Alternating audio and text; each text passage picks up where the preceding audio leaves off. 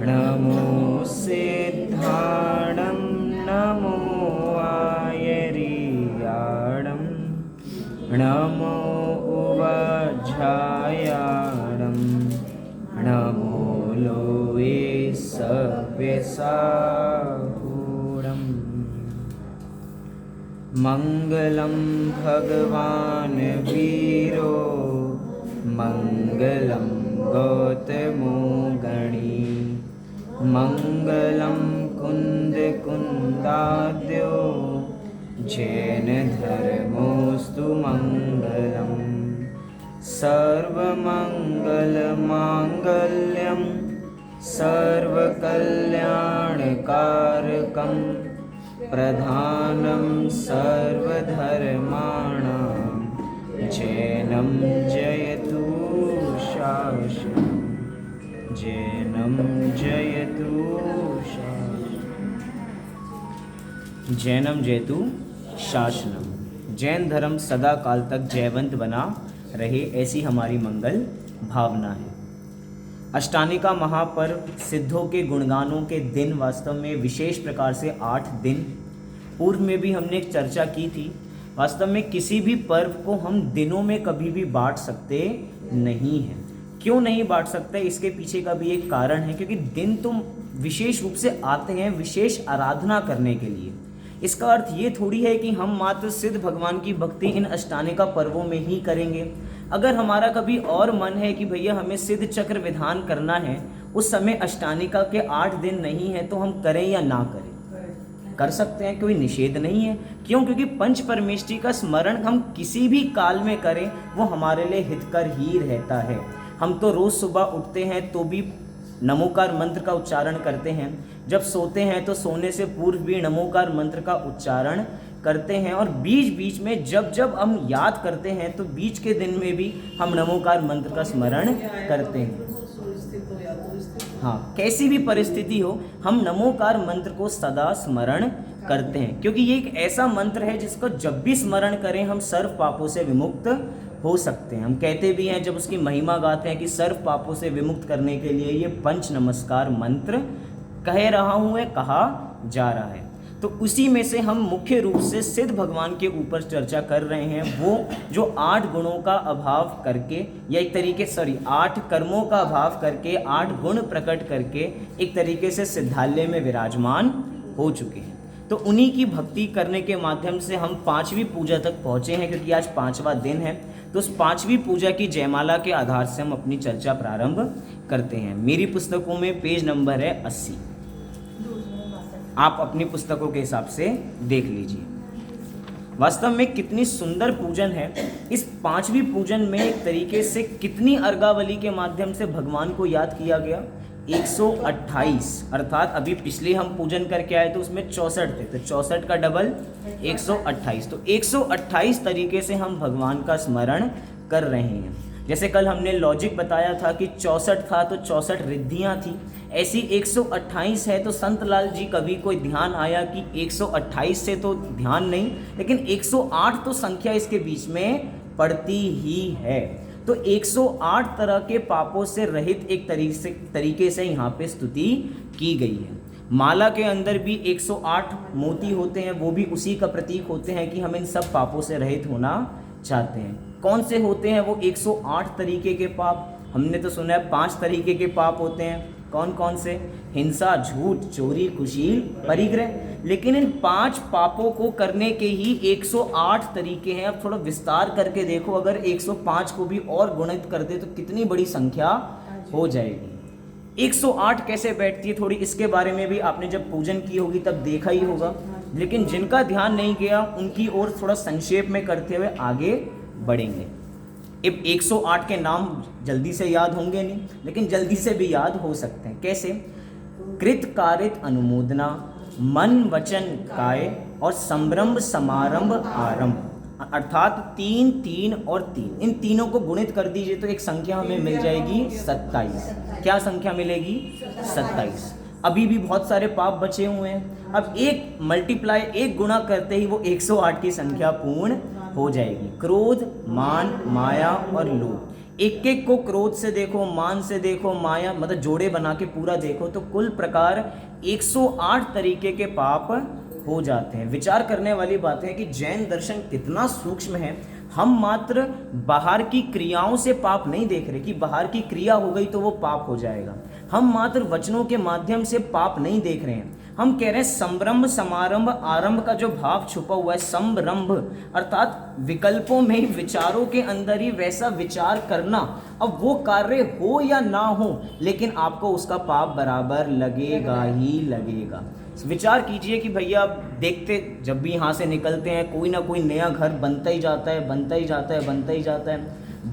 बार बार विचार आता है कि देखो हमारा घर भी अब पुराना हो रहा है, अब इसे बनवा लेना चाहिए, अब नया बनवाना चाहिए। लेकिन भैया अभी उसके लिए अर्थात इतना पैसा नहीं है। लेकिन जितनी बार निकलते हैं बड़ा अच्छा फ्लैट दिखता है, बड़ा अच्छा घर दिखता है। अब जितनी बार उसके बारे में विचार चलते रहते हैं, चलते रहते हैं, चलते रहते हैं, बाहर में कोई पदार्थ दिख नहीं रहा। हमने जो विकल्प किए हैं उसके माध्यम से घर दिख नहीं रहा, कुछ बना नहीं है, लेकिन बराबर उतना पाप हमें लगता जा रहा है। क्योंकि एक घर बनने में कितनी प्रकार की हिंसा होती है, विचार करने वाली बातें हैं, कितना सूक्ष्म है। कोई बाहर हमें कहे कि कैसे मूर्ख लोग हैं, बाहर में हिंसा हुई नहीं है, विकल्पों में ही हिंसा मानते हैं, कह रहे इसी का नाम जैन दर्शन है, जो इतनी गहराई तक पहुंचता है, जो आपके भावों को भी पकड़ने की कोशिश करता है। एक तरीके से थर्मामीटर है, बिल्कुल हमारा टेम्परेचर नाप के बताता है कि भैया हम कितने पानी में और कितना पानी में नहीं है।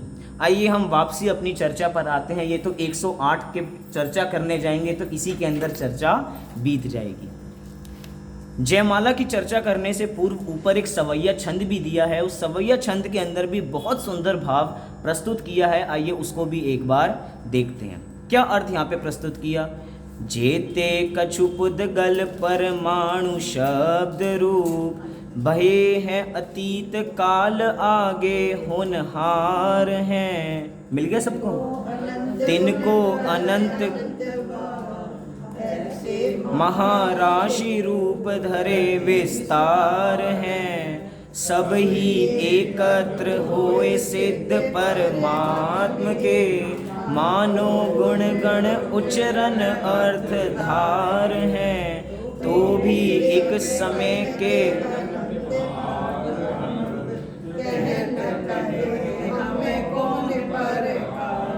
देखिए क्या कहना चाहते हैं संत लाल कबीर के संदर्भ में।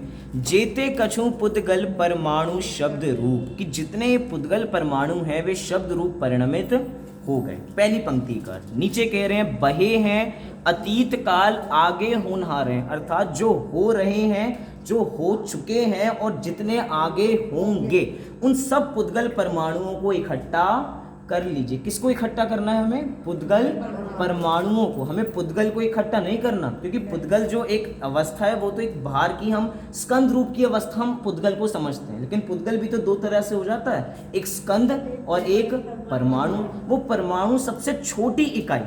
अगर इस पुद्गल को देख रहे हैं तो इसके अंदर कितने परमाणु हैं? इसमें अनंतानंत परमाणु भरे हुए हैं। इस अनंतानंत परमाणुओं का ये पिंड ही तो है, इसे ही तो हम पुद्गल कह रहे हैं। यहाँ पे कह रहे हैं ऐसे क्या इकट्ठा करना है हमें? ऐसे हमें शब्द रूप जो पुद्गल परमाणु मतलब बदले हैं, पहले, अभी और आगे, सबको इकट्ठा कर लीजिए। तिनको अनंत गुण करत अनंत बार, ये तो खुद अनंत है ही, इनको अनंत अनंत अनंत बार गुणित कर लीजिए। सबने कर लिया, चलिए क्या राशि निकली? अनंती राशि निकली। आगे कह रहे हैं ऐसे महाराशि रूप धरे विस्तार, ऐसी महान राशि रूप धरे विस्तार, बहुत बड़ी राशि बन जाती है। सब ही एकत्र होए सिद्ध परमात्म के, सबको एकत्र कर लीजिए सिद्ध परमात्मा के सामने। मानो गुण गण उच्चरण अर्थ धार हैं, कि अब जब हम उनकी स्तुति करने के लिए जाएंगे तो वो सारे गुण कैसे हैं? क्या सिद्ध भगवान के बराबर हैं क्या वो परमाणु? कह रहे नहीं। कितने हैं वो? तो भी एक समय के अनंत भाग आनंद को, अर्थात आनंद अर्थात आनंद, एक समय का जो आनंद है उसका भी अनंतवा भाग करेंगे तो भी वो परमाणु इतने बराबर नहीं है कि जितने उनके पास गुण पाए जाते हैं, जितना उनके पास आनंद पाया जाता है। विचार करने वाली बात है, एक समय के आनंद की बात चल रही है। एक समय का आनंद भी अनंत परमाणु मिल जाए तो भी एक समय के अनंतवें भाग भी कथन करने में समर्थ नहीं है। कहत न कहें हम कौन प्रकार, हम किस प्रकार कहें हमारी समझ में आता नहीं है, उसके बावजूद भी वे पूरी स्तुति यहाँ पर कह रहे हैं। आइए जयमाला यहाँ से प्रारंभ करते हैं। दोहा। शिव गुण सरधा धार उर भक्ति भाव है सार, केवल निज आनंद करी करूं सुजस उच्चार।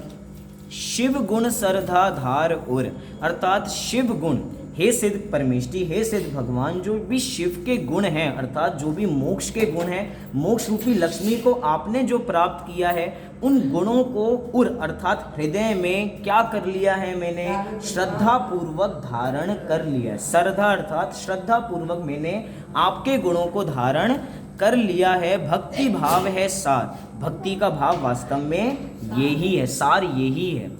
केवल निज आनंद करी करूं सुजस उच्चार।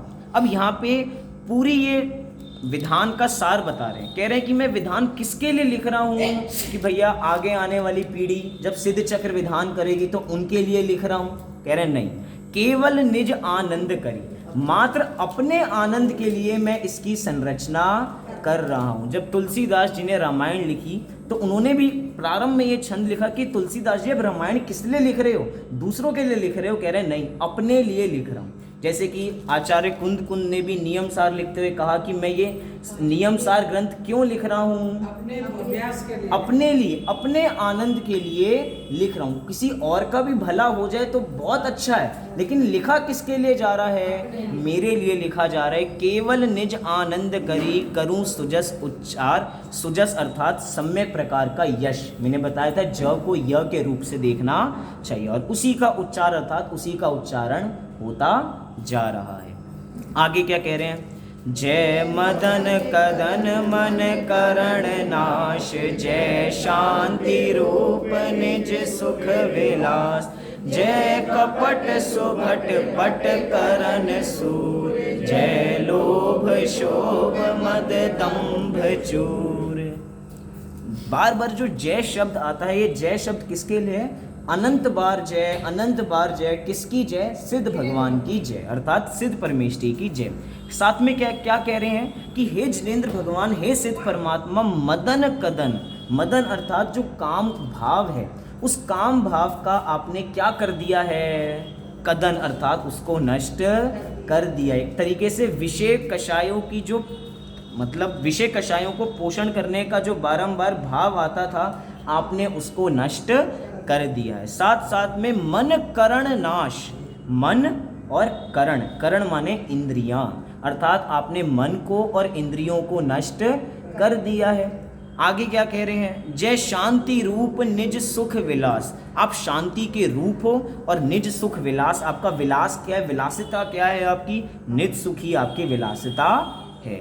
साथ में नीचे की पंक्ति में कह रहे हैं, जय कपट सुभट पट करण सूर, आप कैसे सूर हो, अर्थात आप शूरवीर हो। कैसे शूरवीर हो, कपट अर्थात आपने कपट रूपी सुभट को पटक दिया, एक तरीके से आपने मतलब कपट का आपने नष्ट, कपट को आपने नष्ट कर दिया है। जय लोभ शोभ मद दंभ चूर, आपने लोभ को, शोभ को, मद को, दंभ को, इन सारे विकारी भावों को आपने नष्ट कर दिया है। ये तो हुआ इसका बहुत सामान्य अर्थ। आप इतना घर पे भी आराम से देखोगे, विधान में तो समय मिलता नहीं, क्योंकि जैसे एक पंक्ति पढ़ते हैं उसका अर्थ समझने जाते हैं, इतने 3 से 4 छंद आगे बढ़ जाते हैं, पहले भी अटके रह जाते हैं, फिर तो हमारा विधान ही नहीं हो पाएगा। लेकिन घर पे भी देखेंगे तो आपको बहुत आसानी से समझ में आएगा।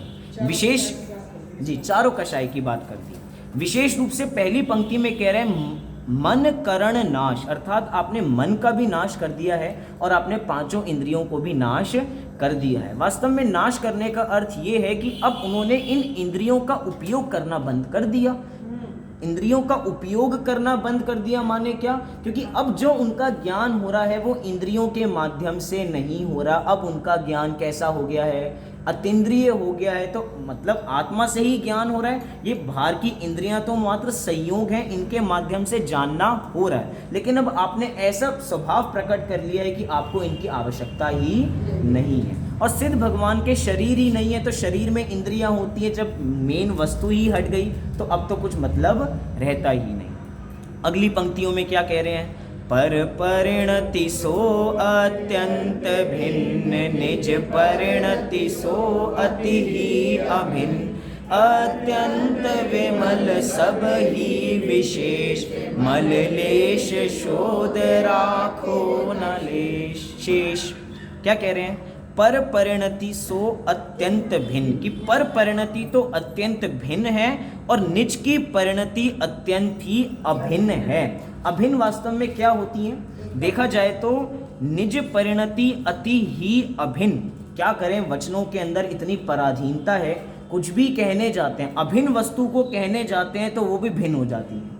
अब यहाँ पे कहना चाह रहे हैं कि जो मेरा आत्मा का स्वभाव है वो कैसा है, वो निज परिणति में है, लेकिन कहने में तो व्यवहार है ना, कहने में दो भेद पड़ गए, आत्मा और निज परिणति। लेकिन कहना क्या चाह रहे हैं, वास्तव में अनुभव क्या कर रहे हैं कि निज परिणति इज इक्वल्स टू आत्मा और आत्मा इज इक्वल्स टू निज परिणति। एक तरीके से दोनों में समानाधिकरण है। क्या है, दोनों में समानाधिकरण है। समानाधिकरण क्या होता है, शब्दों से समझना आना चाहिए। समानाधिकरण, इसका नाम लो या उसका नाम लो, दोनों एक ही हैं।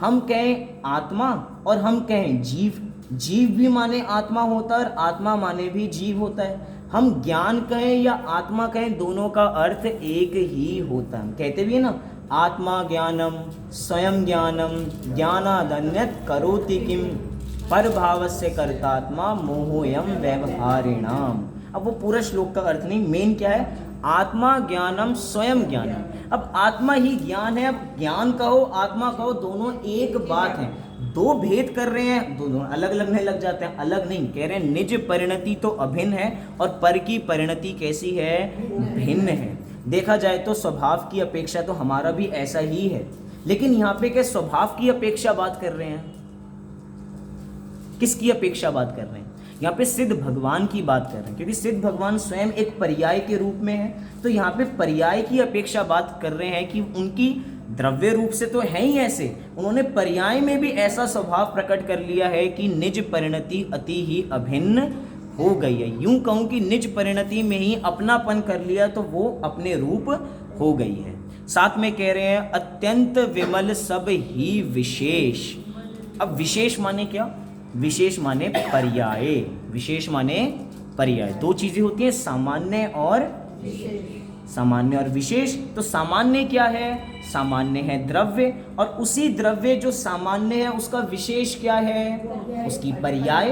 तो यहाँ पे पर्याय को लेके कह रहे हैं कि अत्यंत विमल सब ही विशेष, क्योंकि गुण तो है ही द्रव्य के साथ। पर्याय की बात में कह रहे हैं कि अत्यंत विमल, कि कैसे हैं, वो विमल है अर्थात मल से रहित हैं, अर्थात उनकी सारी पर्याय कैसी हैं, शुद्ध हैं सारी।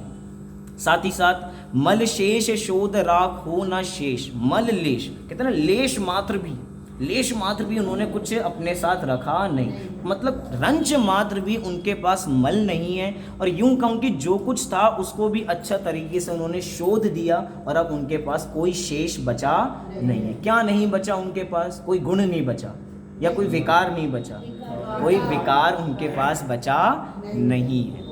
देखिए आगे क्या कह रहे हैं तीसरे छंद में, मणिदीप सार निर्विघ्न ज्योत स्वाभाविक नित्य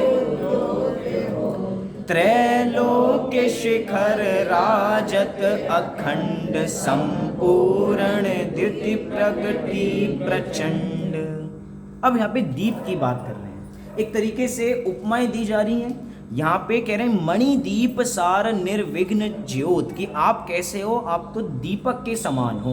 और कैसे दीपक के समान हो, मणियों के दीपक के समान हो। सामान्य दीपक की बात नहीं चल रही, क्योंकि अभी बात करेंगे कि ये दीपक इतना विशेष क्यों है और जो जगत के दीपक होते हैं वो कितने तुच्छ हैं उस मणि दीपक के सामने। क्योंकि मणि दीपक की तुलना किससे की जा रही है, या सिद्ध भगवान की तुलना किससे की जा रही है, मणि दीपक से की जा रही है। जब सिद्ध भगवान ही इतने उत्कृष्ट हैं तो जो वस्तु तुलना के अंदर आएगी वो भी उत्कृष्ट होनी चाहिए। मणि दीप सार निर्विघ्न ज्योत, कैसे है वो दीपक, कैसी है वो दीपक, निर्विघ्न, अर्थात उसमें किसी प्रकार का विघ्न नहीं है। हम लौकिक दीपक जलाते हैं, वैसे दीपक हम लोग जलाते नहीं हैं, लेकिन किसी भी काम से रात का अंधेरा है, लाइट चली गई और अब इन्वर्टर भी ख़त्म हो गया तो हमने मोमबत्ती या दीपक जलाया। तो अब दीपक जलाया तो कितनी सावधानी रखनी पड़ती है उसको सुरक्षित रखने के लिए। क्यों, अगर एक पवन की झोंका आएगा तो वो बुझ जाएगा, या अगर उसके अंदर तेल खत्म हो रहा है तो बराबर तेल डालते रहना पड़ेगा उसके अंदर, उसकी जोत खत्म हो जाएगी तो बराबर उसकी भी बराबर केयर करनी पड़ेगी। कितनी सारी चीज़ें हैं, अर्थात वो तो विघ्नों से सहित है लौकिक दीपक, लेकिन आप एक ऐसे दीपक हो जो निर्विघ्न हो, जिसकी कभी भी ज्योत बुझने वाली नहीं है। आपने एक बार आत्मा प्राप्त कर ली, अब तो अनंत काल के लिए आप आत्मा में ही रहने वाले हैं, ऐसा समझना चाहिए। निर्विघ्न ज्योत, हाँ अभी आगे उसकी भी बात करेंगे, उद्योत के बारे में बात करेंगे तो उस आगे आएगी वो। स्वाभाविक नित्य उद्योत होत, और कैसे हो आप, स्वाभाविक हो नित्य उद्योत। अब नित्य शब्द कह के कहना चाह रहे हैं जो दूसरे दीपक हैं वो कैसे हैं, वो अनित्य हैं, कभी टूट भी सकता है, कुछ भी हो सकता है, लेकिन कह रहे हैं आप एक ऐसे दीपक हो जो नित्य हो, हमेशा ही प्रकाशमान रहने वाले हो। और जो आपकी उद्योत, एक तरीके से जो आपकी चमक है वो कहाँ तक जारी है, क्योंकि जैसे दीपक जलता है ना तो दीपक की लौ ऊपर उठती है, और ऊपर उठती है तो प्रकाश भी होता है, लेकिन साथ साथ में ऊपर काला काला धुआं भी बराबर हो जाता है। कोई छोटी जगह में रख दो तो ऊपर का एरिया बिल्कुल काला पड़ जाता है। लेकिन आप कैसे हो, आप इससे बिल्कुल अपोजिट हो। क्यों अपोजिट हो, क्योंकि आप में किसी प्रकार का मल ही नहीं है, क्योंकि आप सिद्ध भगवान बने ही कैसे हो, मल से रहित होकर बने हो, अर्थात आपने मल का त्याग किया है। तो नित्य उद्योत, ऐसा भी देख सकते हैं कि नित्य उद्योत कैसे है, वो कुछ समय के लिए होगी, लेकिन आपका प्रकाश ऐसा है जो सदा काल के लिए रहने वाला है। नित्य उद्योत होत, साथ में कह रहे हैं त्रैलोक के शिखर राजत अखंड, संपूर्ण द्युति प्रगति प्रचंड। जो दीपक होता है, लौकिक दीपक होता है, वो तो कुछ एरिया में प्रकाश करेगा, कि अगर हमने कमरे के बीचों बीच रखा है तो बीचों बीच तो अच्छी तरह से उजाला है, लेकिन कोनों में भी रहेगा, लेकिन थोड़ा कम रहेगा। और कुछ ज़्यादा ही जो चतुर लोग होते हैं वो दीपक कम है तो क्या करते हैं कि दो कमरों के बीच में रख देते हैं कि इधर भी प्रकाश रहेगा और इधर भी प्रकाश रहेगा। कि जिनको भैया घर में कम लाइट लगानी है वो ऊपर लगा देते हैं कि आधा टॉयलेट में भी काम आ जाएगा और इधर थोड़ा बाथरूम में भी काम आ जाएगा, आधा आधा प्रकाश हो जाएगा। लेकिन कह रहे हैं ये तो विघ्न सहित है ना, कितनी दिक्कतें हैं इसके अंदर। कह रहे हैं यहाँ पे कुछ ऐसा नहीं है। साथ में एक और बात कि जितना बड़ा दीपक होता है या जितनी बड़ी लाइट है, जितना उसको और ऊपर लगाया जाएगा उतना ही प्रकाश ज़्यादा फैलने वाला है। ऐसे ही आप कैसे हो, त्रैलोक के शिखर राजत अखंड। आप जैसे नॉर्मल लाइट सबसे ऊपर लगाई जाती है, ऐसे ही आप तो कहाँ विराजमान हो गए हो, आप तो त्रैलोक के राजत, आप तो तीन लोक में भी सबसे ऊपर अग्रभाग में जाके विराजमान हो गए हो। अग्रभाग में विराजमान हो गए हो तो नीचे तक प्रकाश आएगा। कैसा प्रकाश आएगा, कैसा प्रकाश आएगा तीनों लोकों तक। नरकों में कौन सी क्लासेस चल रही हैं, कौन सा सिद्ध चक्र का अर्थ किया जा रहा है, नरकों में कैसा रहेगा, कौन जा रहा है वहाँ पे। हमने हाँ तो एकदम कर दिया कि नरक वहाँ पे भी बराबर प्रकाश रहेगा, लेकिन वहाँ पे प्रकाश करने जा कौन रहा है, ये भी तो हम सोचे कौन जा रहा है प्रकाश करने। गए हो आप कभी? देखो वहाँ अब उत्तर है ना, देखो वहाँ पे तो अंधेरा ही अंधेरा है, वहाँ पे तो प्रकाश है ही नहीं। विचार करने वाली बात है, हम किस प्रकाश की बात कर रहे हैं।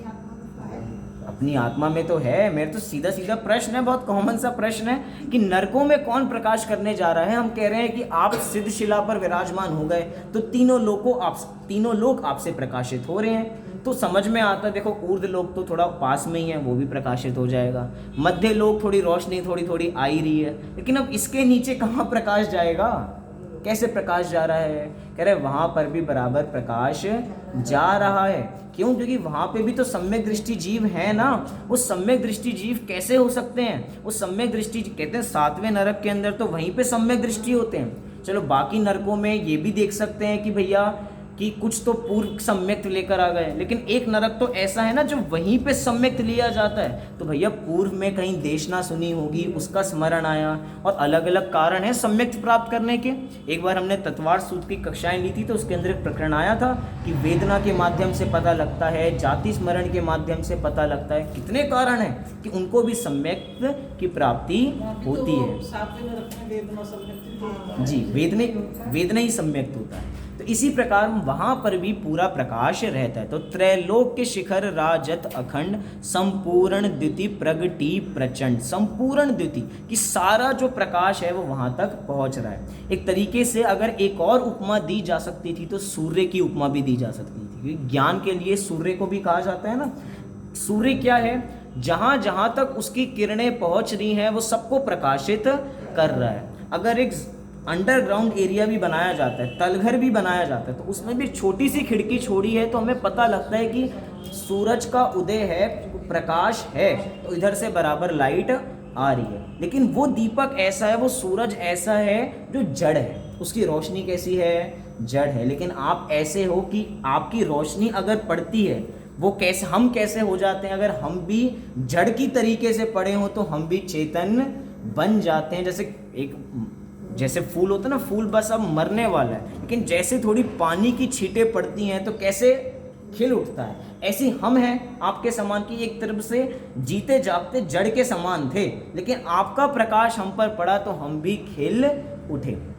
एक और बात समझने योग्य है कि जितना भी ये भक्ति साहित्य होता है, ये सारी बातें सच्ची नहीं होती। क्या कहा? भक्ति साहित्य जब भी किया जाता है तो हमेशा बुद्धि पक्ष से नहीं किया जाता, हृदय के पक्ष से किया जाता है। क्या कहा? दो पक्ष होते हैं, एक होता है बुद्धि पक्ष और एक होता है हृदय पक्ष। हृदय पक्ष क्या होता है कि कमज़ोर होता है, अर्थात भावावेश में ऐसी चीज़ें कही जाती हैं, उपमाएं दी जाती हैं, बड़ी बड़ी उपमाएं दी जाती हैं। ऐसा लगता है कि कुछ बातें तो असंभव भी हो सकती हैं, उपमाएं दी जा रही हैं, लेकिन जितनी बातें हैं जब हम बुद्धि पक्ष के लेवल पर चेक करने जाएंगे तो हमें सत्यार्थ भाषित नहीं होंगी। तो क्या करें? भक्ति साहित्य को पढ़ना बंद कर दें? कह रहे नहीं भैया, ये हृदय पक्ष चला जाएगा तो बुद्धि क्या अकेली क्या करेगी, उससे भी कुछ काम होने वाला नहीं है। ये जो हृदय का पक्ष है, जितनी बातें भक्ति साहित्य में कही जा रही हैं सबके लिए कोटा है, व्यवहार का कोटा, तो उसको व्यवहार के कोटे में डाल देना चाहिए, क्योंकि व्यवहार बहुत बड़ा कोटा है, उसके अंदर सारी बातें हमें समझ लेनी चाहिए।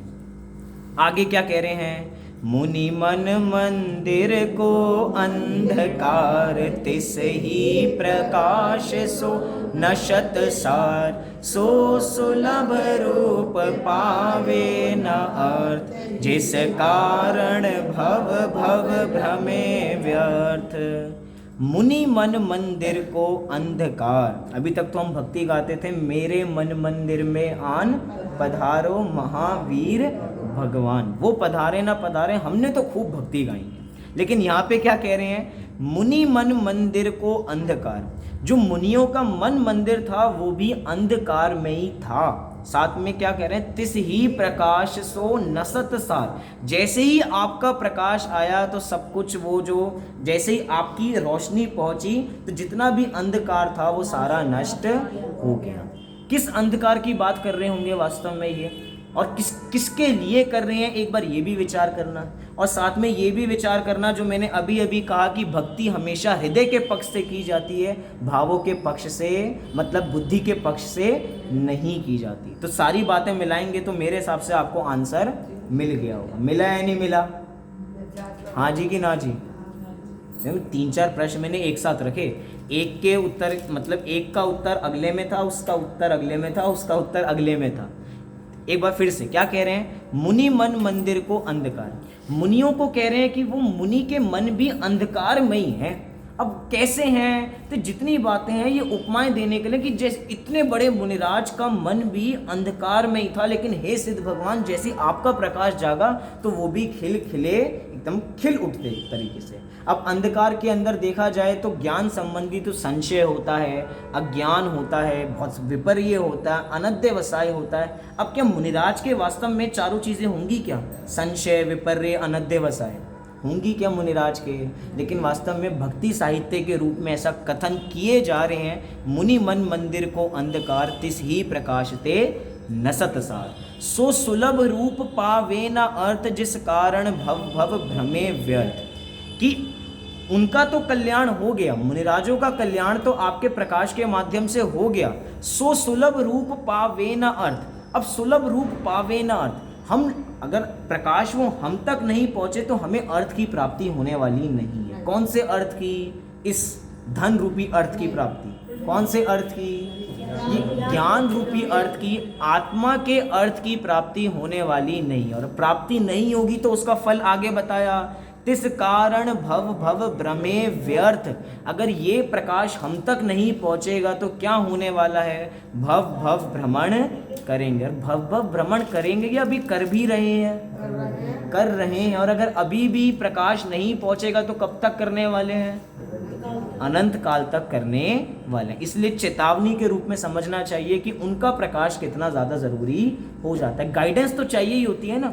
जैसे कि कोई बड़ी पढ़ाई करता है, पीएचडी करता है, मतलब पढ़ने वाली पीएचडी करता है, तो उसमें भी पीएचडी करने वाला तो स्वयं ही है, सब कुछ वो पूरी एथिक्स खुद ही लिखेगा, लेकिन उसके बावजूद भी किसी ना किसी की गाइडेंस चाहिए होती है कि भैया मैंने इनकी गाइडेंस में रहकर मैंने अपनी पीएचडी की है। गाइडेंस करने मतलब जो गाइडेंस में है वो कुछ करने नहीं वाले हैं, वो तो बस आपने कर दी उसको प्रमाणित कर देंगे, लेकिन उनकी गाइडेंस बहुत ज़्यादा आवश्यक होती है क्योंकि उसके बिना डिग्री मिलने वाली नहीं है। ऐसे ही हे सिद्ध भगवान आप कैसे हो? आप गाइडेंस के समान हो। क्या जी? जी जी जी हाँ, नहीं इसमें अनुमति की क्या बात है?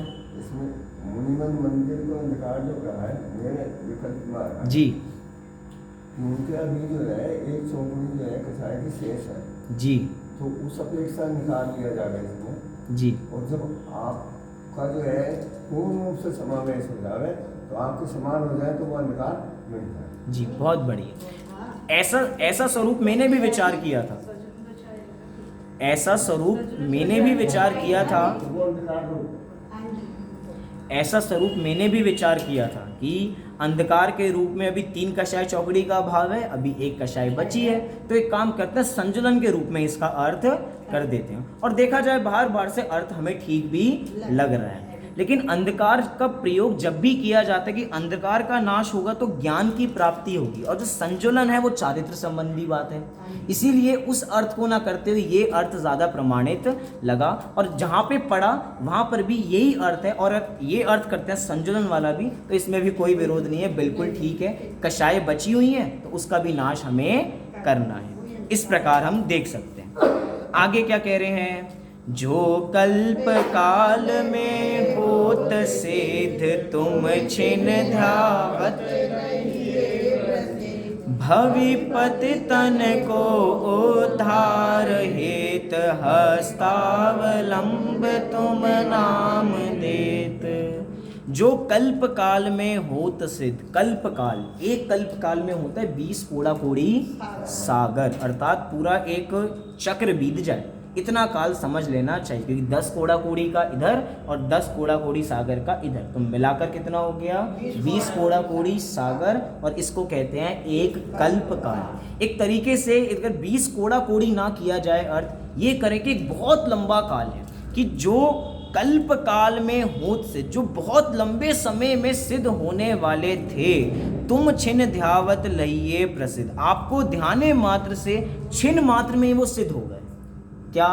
आपको ध्याने से वो छिन अर्थात क्षण भर में ही सिद्ध बन गए। अब देखा जाए तो अब मैंने 2 बातें पहले कहकर आ चुका हूँ, एक बुद्धि पक्ष और एक हृदय पक्ष। बुद्धि पक्ष कभी भी इस बात को स्वीकार करेगा नहीं, क्यों? क्योंकि जो होना है वो तो पूर्व में निश्चित ही है एक समय पहले कोई मोक्ष जाएगा नहीं और एक समय बाद कोई मोक्ष जाएगा नहीं। जिसका जो समय निश्चित है वो उसी समय में बराबर जाएगा।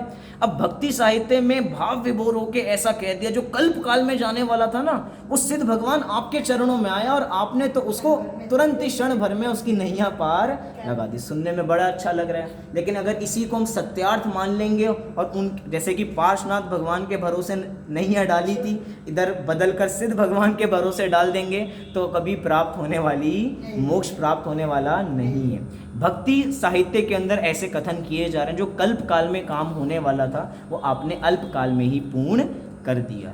भवि पतितन को उद्धार हेत हस्तावलंब तुम नाम देत, कि तुम्हारा नाम लेते ही, जैसे तुम्हारा नाम कैसा है, जैसे हाथ को सहारा होता है ना, हस्तावलंब, जैसे हाथ को सहारा होता है, ऐसे तुम्हारा नाम कैसा है। भवि पतितन को उद्धार हेत, कि भविजन, कौन से भविजन, पतिजन, अर्थात जो पतित हैं, मतलब नॉर्मल भव्य जीवों की बात नहीं चल रही, ऐसे भव्य जीवों की बात चल रही है जो अभी मार्ग से पतित हैं। तो ऐसे पतित जनों के जो भव्य जीव हैं उनका उद्धार करने में आप उनका हाथ पकड़ने वाले हो, ऐसा हमें समझ लेना चाहिए। और साथ में ये भी बात देखें, हस्तावलंब तुम नाम देत। मैं पूछता हूँ कि जो व्यक्ति लाठी लेके चलता है, लाठी किसको चाहिए पड़ती है? विचार करें हम, लाठी किसको चाहिए पड़ती है? जो चलने में कमजोर है, जिसके पैर ही नहीं है वो तो एक जगह ही बैठा रहेगा। जो कमजोर है, एक तरीके से तीसरा हाथ बन के, तीसरा सहारा बन के उसको काम आती है, ऐसा समझना चाहिए। तो यहीं पे ये बात कह रहे हैं कि जो पतित होगा उसको ये काम आएगा। जो पतित ही नहीं है, एक तरीके से जो बिल्कुल मार्ग से विमुख है, एक तरीके से जो अभव्य जीव है, उसको कितनी ही बात सुनाई जाए वो काम करने वाला नहीं है। और देखा जाए तो अभव्य जन जो हैं वो तो इसमें रुचि दिखाएंगे भी नहीं, तभी तो अभव्य हैं वो। ना कभी उनको सम्यक की प्राप्ति होने वाली है, ना वैसी रुचि उनको होने वाली है। तो पतित जन शब्द कह के कह रहे हैं भैया जिनमें योग्यता होगी वही आगे काम करने वाले हैं। क्या जी? इसमें तो सोमवार कर लेंगे राउंड में, जिसको पैर भी नहीं है जी, तो वो जो है बैसाखी लेके भी चलेगा जी, नंबर के हिसाब से। क्या आप ऐसे हो, बिना पैर वाला भी चलने में समर्थ हो जाएगा? जी, बिना पैर वाला भी चलने में समर्थ हो जाएगा।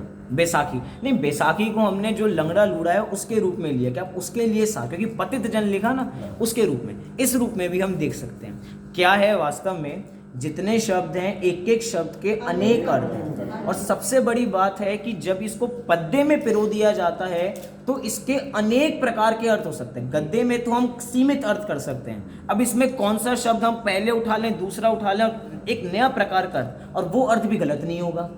सबसे बड़ी बात तो ये है, पहले बताया था ना कि उसके एक ही शब्द के जो है अनेक पर्यायवाची, अनेक पर्यायवाची, अनेक अर्थ हैं उसी के, वो ख्याल में आ जाएगा। उसी प्रकार से समझ लें। बस बात यह है कि जो भी अर्थ हम निकालें स्वयं से भी, उसमें कोई भी सिद्धांत संबंधी विरोध होना नहीं चाहिए। आगे क्या कह रहे हैं, तुम गुण सुमिरण सागर अथा गणधर सरीख नहीं पार पा, जो भव दधि पार अभव्य रास पावे न वृथा। तुम गुण सुमिरण सागर अथा, कि आपके गुणों का सुमिरण तो ऐसा है सागर के समान अथाह है, बहुत बड़ा है। गणधर सरीख नहीं पार पहा, गणधर परमात्मा भी आपके गुणों का कथन करने में समर्थ नहीं है। किसकी बात कर रहे हैं ये? जिसके बाद सीधा नंबर उन्हीं का है, गौतम गणधर का, एक तरीके गणधर का। इतने महान व्यक्तित्व को भी कह रहे हैं कि वो भी कथन करने में समर्थ नहीं है। जो भव दधि पार अभव्य रास पावे न वृथा उद्यम प्रयास। अब एक उदाहरण दे रहे हैं। क्या उदाहरण दे रहे हैं? जैसे कि कोई अभव्य जन बारंबार प्रयास कर रहा है कि मैं इस समुद्र को पार करूंगा, अर्थात संसार रूपी समुद्र को पार करूंगा, संसार रूपी समुद्र को पार करूंगा। कौन प्रयास कर रहा है? अभव्य जीव। तो क्या ये बात संभव है? नहीं। जैसे ये बात संभव नहीं है, ऐसे मैं आपके जो गुणों का कथन करने की बाल चेष्टा कर रहा हूं, ये भी संभव नहीं है। सोचो, उदाहरण भी क्या बनाया एक सिद्धांत को उदाहरण के रूप में प्रस्तुत किया अपने सिद्धांत को प्रस्तुत करने के लिए। मतलब सिद्धांत भी उदाहरण के समान यहाँ पे उपयोग किया गया है। और गणधर शरीक नहीं पार, गणधर भी उनकी महिमा नहीं कर सकते। आगे कह रहे हैं, जिन मुख द्रह सोनिक सी अभंग, अति वेग रूप सिद्धांत गंग, ने सप्त भंग कल्लोल मान, तेहु लोक वही धारा प्रमाण। अगला भी छंद देख लेते, अगले 2 छंद और देख लेते, इसी के साथ है। सो द्वादशांग वाणी विशाल, ता सुनत पड़त आनंद रसाल, याते जग में तीरथ सुधाम, कही लायो है सत्यार्थ नाम।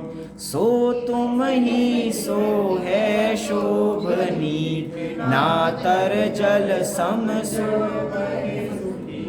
निज पर आत्म हित आत्मभूत, जब से है जब उत्पत्ति सूत। क्या कहना चाह रहे हैं इन 3 छंदों में एक साथ? जिन मुख द्रह सो निक सी अभंग। मैं पूर्व में ही बताऊं कि इसके अंदर वास्तव में क्या बात की जा रही है इन 3 छंदों में।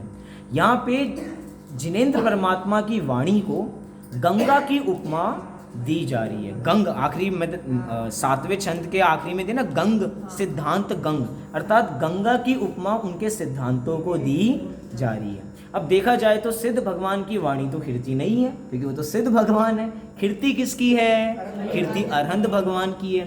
लेकिन अरहंत भगवान के माध्यम से सिद्ध भगवान की हम भक्ति कर रहे हैं, क्योंकि अब हम कितनी करें, हमारे पास इतना विस्मृति ज्ञान, शुद्ध ज्ञान में इतना विषय है ही नहीं कि हम इतना ही विशाल भक्ति उनकी कर सकें। उनके तो गुण अनंत है, अलग अलग आधार बना के हम उनकी भक्ति कर रहे हैं। कभी हम अरहंत को बीच में ले आते हैं, कभी आगे जाएंगे तो आचार्य उपाध्याय साधु को ले आएंगे, कभी जिनवाणी की स्तुति करेंगे। इसी के माध्यम से हम सिद्ध भगवान की स्तुति कर रहे हैं। कह रहे हैं, जिन मुख द्रह सो निक सी अभंग, अर्थात जिनेंद्र परमात्मा के मुख रूपी द्रह सो, अर्थात सरोवर से, तालाब से, निक सी अभंग, कैसी निकली है? अभंग निकली है। अर्थ करेंगे इस शब्द का, अभंग की है। अति वेग रूप सिद्धांत गंग, और कैसी थी वो जो परमात्मा की जो वाणी निकल रही थी, अति वेग से निकल रही थी। और साथ में सिद्धांत गंग, अर्थात अति वेग रूपी सिद्धांत से वो सारी चीज़ें बराबर बहती हुई जा रही थी। जैसे गंगा नदी बहती हुई जाती है, ऐसे ही आपके सिद्धांत भी अति वेग से बहते हुए जा रहे थे। और विशेषण दिया, अभंग रूप से बहते हुए जा रहे थे। अभंग माने कोई भी भंग नहीं पड़ा। भंग नहीं पड़ा माने कि बीच में कहीं पर भी मैली नहीं हुई, सीधी, बिल्कुल सीधी, जैसे महावीर भगवान के मुख से निकली और सीधा हमारे तक पहुंच गई। हमने मंगलाचरण में भी कहा, मंगलम भगवान वीरो, मंगलम गौतमो गणी, मंगलम कुंद कुंद आद्यो। और जब मंगलम कुंद कुंद आद्यो कहा तो हमने अपने को कुंद कुंद आमनाय से जोड़ दिया। अब कुंद कुंद आचार्य से पहले कौन थे? गौतम गणधर थे। गौतम गणधर से पूर्व कौन थे? महावीर। मतलब कि हमारे बीच में तो ज़्यादा गैप ही नहीं है।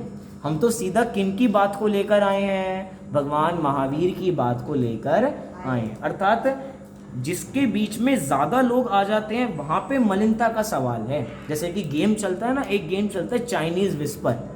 क्या होता है कि हमने एक शब्द बोला, हमने सामने को बोला, फिर इधर बोला, फिर मैंने इनको बोला और ये आगे बोलेंगे, वो आगे बोलेंगे। अब क्या होगा, इतने लोगों में घूमकर आएगा कि जो मैंने बोला था वो शब्द वो नहीं रहेगा, कुछ ना कुछ वो शब्द बिगड़ जाएगा, क्योंकि बीच में माध्यम बहुत सारे थे। लेकिन महावीर भगवान और हमारे तक जो वाणी पहुंची उसमें ज़्यादा माध्यम है ही नहीं, और जो माध्यम है वो परम पवित्र है। क्यों?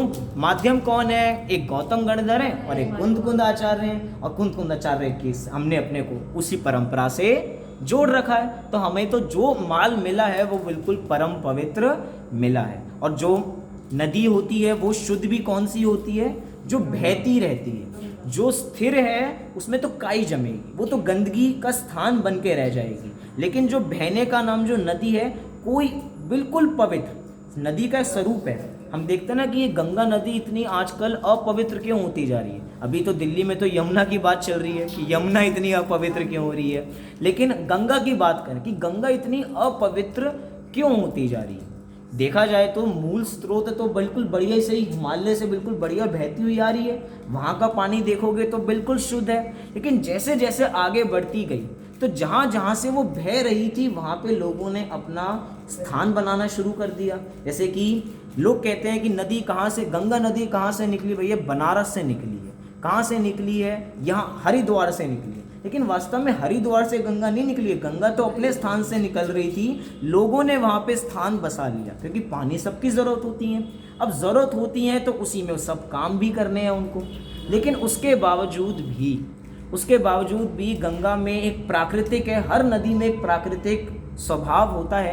क्या स्वभाव होता है? जो बहती रहती है वो जो हल्का कचरा होता है वो उसको साइड में कर देती है, और जो भारी होता है उसको अंदर दबा देती है। साइड की चीज़ें तो हमें गंदी लग सकती हैं, लेकिन जो बीच का प्रवाह है वो बिल्कुल हमें क्रिस्टल क्लियर मिलने, बिल्कुल साफ मिलेगा। तो ऐसी जो नदी है वो बिल्कुल पवित्र है। कौन सी नदी? सिद्धांत रूपी नदी बिल्कुल पवित्र। और अति वेग से है तो कोई गंदगी का सवाल तो रहता ही नहीं। आगे क्या कह रहे हैं? कैसी है और वो नदी? न सप्त भंग कल्लोल मान। अब उस नदियों में क्या है? नदी गंदी हो जाती है तो साफ कैसे करें? भैया कोई केमिकल डालें, क्या डालें? यमुना नदी बहुत गंदी होती जा रही है, झाग इतने हो गए हैं, क्या करें? लोग पूजा नहीं कर पाए, क्या करें? तो क्या करें? हमारे पास भैया साफ करने का 2 उपचार यहाँ पे बताए जा रहे हैं। क्या उपचार बताए जा रहे हैं? एक उपचार तो बताए न। क्या उपचार बताया? पहला न, और दूसरा उपचार बताया भंग। और वो भंग कितने हैं? वो हैं 7 भंग। एक तरीके से अगर देखा जाए तो हम 7 दोनों के साथ लगा सकते हैं, नय भी 7 हैं और भंग भी 7 हैं। और अलग अलग देखें तो नय तो अनंत प्रकार के हैं। नय 1 भी हैं, 2 भी हैं, 3 भी हैं, 4 भी हैं, 7 भी हैं, और आगे करते करते भेद करते चले जाएं तो कितने नय बन जाते हैं? 8 भी बन जाते हैं। 47 तो अपने परमागम में लिखे ही हैं, उसके आगे फिर भेद करते जाएं तो विकल्पों के बहुत बन जाते हैं। तो ये 2 चीज़ें ऐसी हैं जो कल्लोल, अर्थात कल्लोल माने जिसके अंदर वेवे उठ रही हैं, अर्थात जिसके अंदर एक तरीके से ज्वार आ रहा है, ऊपर उठती जा रही हैं, और इसी के माध्यम से वो गंदगी साफ होती जा रही है। न सप्त भंग कल्लोल मान, तीनों लोक वही धारा प्रमाण। और तीनों लोकों में वही धारा प्रमाणित होती है। कौन सी धारा? जो नय और भंग के साथ चलती है। जैन दर्शन और अन्य दर्शनों में अंतर क्या है? इसी का अंतर है। बाकी दर्शनों के पास बहुत कुछ होगा, लेकिन उनके पास नय नहीं होंगे, उनके पास अपेक्षाएं नहीं होंगी, उनके पास भंग नहीं होंगे। जो एक वेदांत दर्शन है, आप वेदांत दर्शन की बातें सुनो और अब समय सार की बातें सुनो, आपको एक जैसी लगेंगी। आप एक तरीके से जो अपनी क्या है, अपनी रामायण है, रामायण नहीं, श्री गीता, अब गीता का दूसरा अध्याय पढ़ो, क्योंकि हमारे कॉलेज के कोर्स में था गीता का दूसरा अध्याय। हम गीता का दूसरा अध्याय कॉलेज के कोर्स में पढ़ रहे हैं, हमें लग रहा है ऐसा दूसरा समय सार हम पढ़ रहे हैं, लेकिन जितनी उनकी बातें हैं वो सारी एकांत रूप से स्थापित की गई हैं। आप चले जाइए वेदांतों में, तो वेदांतों में शुद्ध आत्मा की बात चल रही है। हमें लगेगा अरे वाह, ये तो सारी बातें हमसे मिलती जुलती, सारी हमारी बातें चल रही हैं कि आत्मा कभी मरता नहीं है, अजर अमर है, इसको कोई कभी काट नहीं सकता, कोई मार नहीं सकता, कोई गला नहीं सकता। ये बातें तो हमारी हैं, लेकिन वो बातें हमारी नहीं हैं। हमारी जैसी लग तो रही हैं, लेकिन हमारी जैसी नहीं है। क्यों? क्योंकि उनके में से एकांत की बू आ रही है और हमारे में अनेकांत की खुशबू आ रही है। हमारे पास हर के पीछे कोई ना कोई अपेक्षा है और उसी के माध्यम से वो सारी बातें शुद्ध हो जाती हैं। तो नय बहुत ज़रूरी है और भंग बहुत ज़्यादा ज़रूरी है। साथ में कह रहे हैं सो द्वादशांग वाणी विशाल, ता सुनत पड़त आनंद रसाल। बहुत सरल अर्थ है, द्वादशांग रूपी वाणी बहुत विशाल है और उसको सुनना और पढ़ना बहुत आनंद को देने वाला है। याते जग में तीरथ सुधाम कैलायो है सत्यार्थ नाम, क्योंकि गंगा एक तीर्थ के नाम से जानी जाती है, सुधाम के नाम से जानी जाती है। तो जो ये नाम है बिल्कुल ठीक नाम है, कहलायो है सत्यार्थ नाम, बिल्कुल सच्चा नाम है। हम जब भी जिनवाणी स्तुति करते हैं तो हम कहते हैं ना, सांची तो गंगा यह वीतराग वाणी, अविचल धारा निज धर्म की कहानी। वो 4-5 पद ऐसे आगे चलते चले जाते हैं। तो सांची तो गंगा है, वीतराग वाणी, ऐसे जब हम दूसरी जिनवाणी स्तुति करते हैं, हिमाचल वाली वीर हिमाचल ते निकसी, तो उसके अंदर भी गंगा की बात की जाती है, नदियों की बात की जाती है। क्यों की जाती है? इसके कारण की जाती है कि क्योंकि गंगा का नाम गंगा इसीलिए रखा गया है। क्यों रखा गया है? क्योंकि वो तीर्थ है, और तीर्थ कैसी है? उसके अंदर द्वादशांग रूपी वाणी पाई जाती है। याते जग में तीर्थ सुधाम कहलायो है सत्यार्थ नाम। आगे कह रहे हैं, सो तुम ही सो है शोभनीक, निज पर आत्म हित आत्मभूत, जब से है जब उत्पत्ति सूत। सो तुम ही सो है शोभनीक। हे जिनेंद्र भगवान, आपके मुख से ही ये बातें शोभनीय हैं, अन्य के मुख से ये बातें शोभनीय नहीं है। अर्थात जो आपकी वाणी ये निकल रही है ना, द्वादशांग रूपी वाणी जो गंगा बह रही है, ये आपके मुख से शोभनीय है। क्यों? आगे और क्या कह रहे हैं? नातर जल समसु बहेसु ठीक। नातर एक बुंदेलखंडी शब्द है, बुंदेलखंडी। नातर माने अन्यथा, नातर माने अन्यथा, कि वास्तव में जो गंगा, जिस गंगा में आप जो जल बह रहा है वो आपके मुख से शोभनीय है, क्योंकि उसमें द्वादशांगमयी वाणी है। बाकी जल तो बहुत बह रहे हैं, अन्यथा तो जल बहुत है। गंगा नदी में भी हम इतनी विशेषता क्यों बता रहे हैं? क्योंकि उसमें द्वादशांग रूपी वाणी है, अन्यथा पानी है। और गंगा की विशेषता इतनी क्यों की जा रही है? बाकी तो समुद्र भी बहुत सारे हैं, पूरे यहाँ पे एरिया में कितना पानी पाया जाता है, लेकिन वो पानी किस काम का? खारा है, कोई काम का नहीं है। पानी कौन सा काम का है? जो द्वादशांग रूपी वाणी पिलाता हो, वही हमारी सच्ची प्यास बुझा सकता है। प्यास बुझाने से याद आया, जब प्यास लगती है तो कई बार आपने देखा होगा प्यास कैसे बुझती है। नोटिस करना आप लोग, कभी आप बॉटल है और बॉटल से सीधा ऊपर से पानी पिएंगे तो थोड़ी प्यास तो बुझेगी, लेकिन वो इतना आनंद आने वाला नहीं है। आज के मॉडर्न युग के ज़माने में अगर प्लास्टिक के गिलास में बढ़िया से पानी पी रहे हैं, बढ़िया हमने मुंह लगा के पानी पिया, उसके बावजूद भी उतना मज़ा नहीं आता जो स्टील के गिलास या बिल्कुल पीतल के गिलास में पानी पीने में मज़ा आता है। ऐसा मैं क्यों कह रहा हूँ? मुझे प्यास लगी है क्या? इस रूप में नहीं कह रहा, इस रूप में कह रहा हूँ कि जब तक हम द्वादशांगमयी वाणी को बिल्कुल अपने नज़दीक लेकर नहीं आएंगे, जिस वाणी में वो कथन कर रहे हैं, जब तक उस वाणी के से हम डायरेक्ट जुड़ेंगे नहीं, तब तक हमें उसका मर्म समझ में आने वाला नहीं है। जैसे ऊपर से पी के प्यास बुझती है लेकिन मज़ा नहीं आता, ऐसे ही सुन तो बहुत सालों से रहे हैं, लेकिन जब तक खुद पढ़ेंगे नहीं, खुद तक जब तक उसका अध्ययन नहीं करेंगे, तब तक वो आनंद आने वाला नहीं है। आगे क्या कह रहे हैं? निज पर आत्म हित आत्मभूत। और जो ये वाणी है, द्वादशांग रूपी वाणी है, ये कैसी है? निज और पर आत्महित में कारण बनने वाली है। सबसे है जब उत्पत्ति सूत, और जब से इस जगत की उत्पत्ति हुई है, एक तरीके से तब से ही कल्याण कर रही है, क्योंकि ये तो रिक्वायरमेंट है ना। पानी के बिना तो, पानी नहीं तो जीवन नहीं, पानी ही क्या है?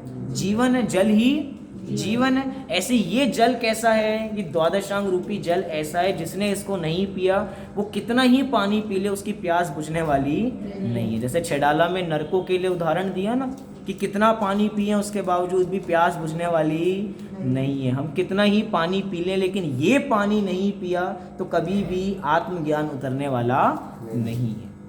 फिर अंतिम पंक्तियों में क्या कह रहे हैं अगले दो छंदों में? ज्यो महाशीत ही हिम प्रवाह है, मेटन समरथ अगिन धा, त्यों आप महामंगल स्वरूप, पर विघन विनाशन सहज रूप। ज्यो महाशीत ही हिम प्रवाह है, मेटत समरथ, समरथ अर्थात समर्थ, अग्नि प्रवाह, जैसे अग्नि के माध्यम से बहुत बढ़िया तो नहीं, बहुत अग्नि लगी हुई, मतलब बहुत आग लगी हुई है, भीतर आग, मतलब जल जुलाने वाली गर्मी चल रही है एक तरीके से। तो जुलाने वाली गर्मी को मिटाने में कौन समर्थ है? जो महाशीत ही हिम प्रवाह, हिम महाशीत अर्थात बिल्कुल ठंडा ठंडा, क्या होगा बिल्कुल ठंडा ठंडा? कह रहे हैं हिम प्रवाह। हिम माने बर्फ। मैंने कहा ना बिल्कुल ठंडा ठंडा, तो मुझे लगा लोग कहेंगे डर्मी कूल, एकदम उसका ऐड याद आ जाएगा, लेकिन यहाँ पे कह रहे हैं हिम प्रवाह। हिम माने बर्फ, हिंदी का नाम है, हिम माने बर्फ। जैसे हिमालय पर्वत है तो वहाँ पे बर्फ ही तो है, वही पिघल पिघल के नीचे आती है। और अगर हिंदी में नाम देखें, जैसे आइसक्रीम, तो उसको हिंदी में क्या कहा जाएगा? मैंने अब आपको बता दिया, अब तो हिंदी बता दी ना मैंने। आइस को हिंदी करो हिम, तो हिममलाई, तो हिममलाई हो गया। इसके मैं तो कभी हिंदी पढ़ो तो उसके रूप में ऐसे मिलते हैं अर्थ, तो हिम माने क्या है? बर्फ। अब आपको गारंटीड याद रहेगा कि यहाँ पे क्या अर्थ किया गया है। ज्यों महाशीति ही हिम प्रवाह है मेटत समृत अग्नि दाह, त्यों आप महामंगल स्वरूप। आप कैसे हो? आप महामंगल स्वरूप हो। और मंगल का अर्थ क्या है? बालबोध की अपेक्षा समझ लें या हम पंडित टोडरमल जी के अनुसार समझ लें, दोनों एक ही बात है। जो क्या है? जो सुख को लाए और पापों को गलावे, ऐसी अर्थ किए जाते हैं। मंगल, दो बार तो शब्द, मंग और ल अर्थात लाती है, मंग अर्थात सुख, जो सुख को लाती है, एक अर्थ हो गया। अब दूसरी तरीके से अर्थ करो, मंग और लया, तो लया अर्थात के मंग माने पाप, लया अर्थात जो गलाती है, जो पापों को गलाए और सच्चे सुख को लाए, उसे मंगल कहते हैं। और आप कैसे हो? आप मंगल स्वरूप हो, महामंगल स्वरूप हो, पर विघ्न विनाशन सहज रूप। और आप जितने भी विघ्न हैं, पर, क्योंकि विघ्न सारे पर विघ्न ही होते हैं, पर रूप ही होते हैं, तो जितने विघ्न हैं आप उसके विनाशक हो। कैसे हो? बहुत मेहनत लगती होगी। मतलब जब मुनिराज पे उपसर्ग होता होगा, कमठ के जीव ने उपसर्ग किया, तो खूब उस उपसर्ग को दूर करने में बहुत मेहनत लगी होगी उनकी। कह रहे सहज रूप, सारे विघ्न अगर इनकी श्रद्धा होगी, अर्थात अगर भगवान की बराबर श्रद्धा होगी, तो क्या होगा? सारे विघ्न आके चले जाएंगे, आपको विघ्न पता भी नहीं लगेगा। वो कौन से मुनिराज थे जिनके शरीर पे 700 वर्ष तक कोढ़ था? सनत कुमार चक्रवर्ती। पूर्व में तो चक्रवर्ती और बाद में जब मुनिराज बन गए। देखा जाए तो 700 वर्ष तक कोढ़ रहना कोई छोटी मोटी बात नहीं है, लेकिन उसके बावजूद भी उसका रंच मात्र भी दुख नहीं है। क्यों? और उसका उपचार कराना भी नहीं चाहते। उपचार कराने के लिए तो सामने ऊपर से रूप बदल कर आए थे, लेकिन कहा कि भैया मेरे पास तो थूक में इतनी ताकत है, लेकिन उसके बावजूद भी मुझे ऐसा कुछ काम नहीं करना, मुझे इसकी दवा नहीं चाहिए, मुझे तो भव रोग की दवा चाहिए। वो है क्या तुम्हारे पास? अरे भैया सारी दवाएं होंगी हमारे पास, लेकिन ये दवा तो मात्र आपके पास है और आप उसकी साधना कर भी रहे हो। तो कह रहे हैं पर विघ्न विनाशक सहज रूप, सहज रूप से हम सब चीजें देखेंगे तो सब कुछ कार्य होगा। अंतिम पंक्तियों में कह रहे हैं, है सनत दीन तुम भक्ति लीन, सो निश्चय पावे पद प्रवीण, ताते मन वच तन भाव धार, तुम सिद्ध नमो मम नमस्कार।